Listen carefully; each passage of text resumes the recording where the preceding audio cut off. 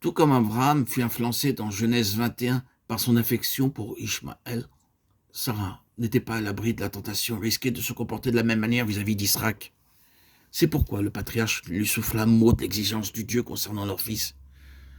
Certains maris s'imaginent qu'ils doivent dire tout et n'importe quoi à leur épouse, ce qu'ils pensent et ce qu'ils mangent. C'est ainsi que malheureusement de nombreux serviteurs de Dieu ont gâché leur ministère pour avoir raconté à leurs conjoints tout ce qui concerne l'Église. C'est une erreur. Il faut dire que les épouses savent s'y prendre pour susciter les confidences de leur époux. Ah,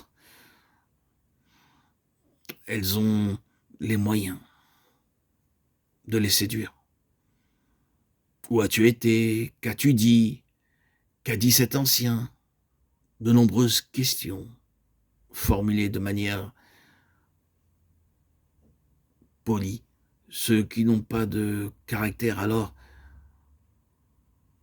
affaiblis par leur femme confient tout à leur confient tout. Lesquels, bien sûr, de leur côté colportent ce qu'elles ont entendu. Les maris s'imaginent alors ainsi avoir manifesté un amour particulièrement profond à leur épouse.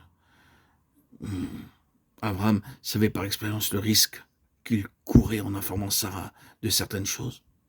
En apprenant que Dieu avait demandé à son mari de sacrifier Isaac, elle se serait immédiatement mise à pleurer et à s'exclamer « Oh, mon fils unique !» Dieu ne nous demande certainement pas une chose pareille. Ainsi, donc, guidé par l'Esprit Saint, Abraham emmena Isaac sans dire quoi que ce soit à Sarah.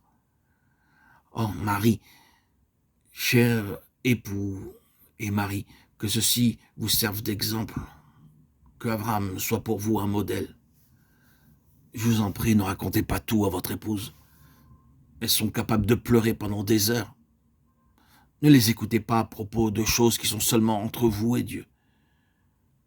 Mais apprenez plutôt à donner la première place à la volonté du Tout-Puissant. Le bélier de Genèse 22 fut conduit au lieu du sacrifice par Dieu lui-même, et Abraham le trouva retenu par les cornes dans un fourré. En conséquence, il n'y avait pas lieu de craindre que l'animal s'enfuit. Pourquoi Dieu demanda-t-il à Abraham de sacrifier le bélier? Il y avait une raison à ce qu'il fût retenu dans le fourré. C'est comme si Dieu avait dit à Abraham, « Eh bien, Abraham, tu as obéi à ma voix en tout point. Sans poser de questions et sans hésiter, tu as offert ton fils sur l'autel, Isaac. C'est pourquoi de même que le bélier est retenu dans le buisson, je suis retenu et lié à toi. C'est toi maintenant qui me donnes des ordres et je t'obéirai. » Oh, quel mystère! Dieu lié à Abraham. Vous n'imaginez pas le privilège que c'est de vous soumettre à Dieu et que c'est votre droit d'agir de cette manière.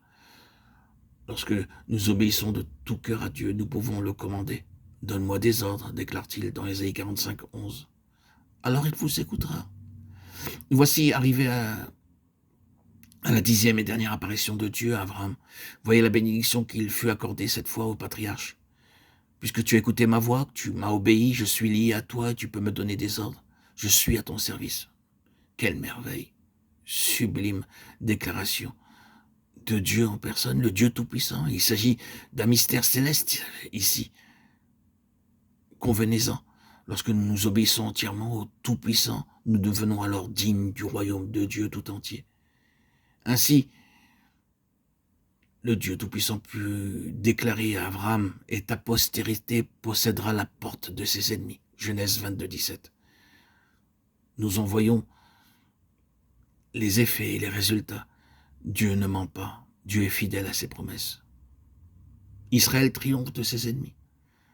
C'est le dessein de Dieu que de nous donner le royaume tout entier, la victoire sur nos ennemis et la souveraineté sur ses œuvres.